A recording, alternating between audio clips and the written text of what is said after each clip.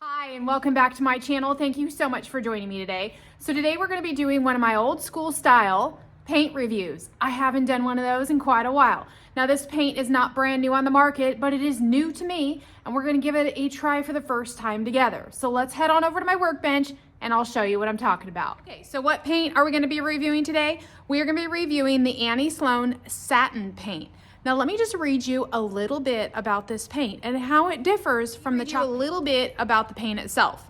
Annie Sloan Satin Paint is formulated to be a strong and durable one-step application for wood and metal surfaces. It's specifically designed for high-traffic woodwork areas such as skirting boards, doors, and windowsills.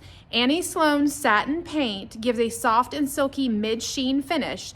The formula has been developed so that brush marks will self-level, making this the perfect paint for those who want to achieve a smooth, untextured. Right off the bat, it's very different from the Annie Sloan chalk paint because with the chalk paint, you do have to seal it. It is not a one-step application. You can achieve more artistic finishes with the chalk paint, like a textured finish if you choose. You can also distress it very, very easily. So this paint is entirely different than her chalk paint. A few more things about the paint. It is a satin finish, it's water-based, it is quick drying, and it's washable and white. It can be brushed or rolled. It says right there on the can, but you know me, I like to spray. So we're gonna do a little bit of brush and a little bit of spray to see how it goes. I spray the Annie Sloan chalk paint all the time, so I know her products spray well. You just need to make sure that you dilute them for your spray. I was sent several colors. This is one of them, Cambrian blue, and that's what we're going to be using for today's video. I have not even opened this yet, so we're going to go ahead and open this for the first time on camera. I had the pleasure of meeting Annie Sloan last month in person. She is an amazing human. She is so nice, so incredibly funny, actually, along with being very talented. So it was such a pleasure to meet her. Okay, look at that color. How gorgeous is that? It does say on the can to go ahead. Traditionally, Annie colors, Annie paint is on the thicker side. It does say to go ahead and give it a good stir as you would any paint. So that's what we're going to go ahead and do. I'm going to stir this up really, really well.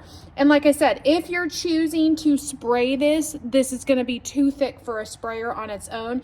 You would have to dilute it. I'm not going to go into the details of how much to dilute it because it varies per product. It varies per sprayer. So what I always recommend is to use a viscosity cup for that, and also look in the manual because a lot of times it will tell you, depending on what product you're spraying, how much to dilute it. Okay, for this part of the video, I'm using a cabinet door, and as you can see, it looks like it's been a little bit sanded. It has. I accidentally, this is in my shop, and I got a little paint splatter on it, so I just sanded it real quick. But with any piece you're going to get started painting, you want to make sure that your surface is clean. For today's video, I'm going to be using the Crud Cutter Degreaser Deglosser. This is a great way to clean your cabinets or your furniture prior to painting. Now, the one thing I will tell you, I do spray directly on the piece. Just take my paper towel, and I'm going to go ahead and give it a really good wipe down. After you go in with your Crud Cutter, what I'm going to recommend, because this is not a no rinse formula. I always like to make sure if they don't say no rinse formula on it, that I go in with some water and wipe this down just to make sure I don't have any of this Crud Cutter residue left behind that could interact with my paint. So I'm going to go ahead and just grab a microfiber cloth that is damp with some water and give it a quick wipe down. For today's video, I'm going to be using my Annie Sloan oval bristle brush, and I have my water mister bottle on hand just in case I need it.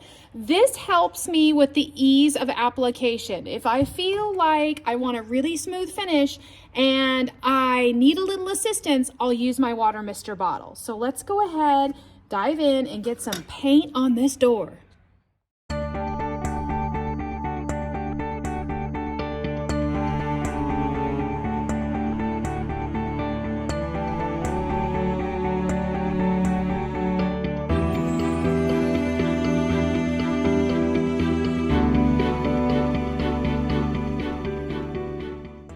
First note that I want to talk about is the application. This is super easy to apply. Now, if you've used Annie Sloan chalk paint in the past, you will notice a big difference between the satin paint and the chalk paint application.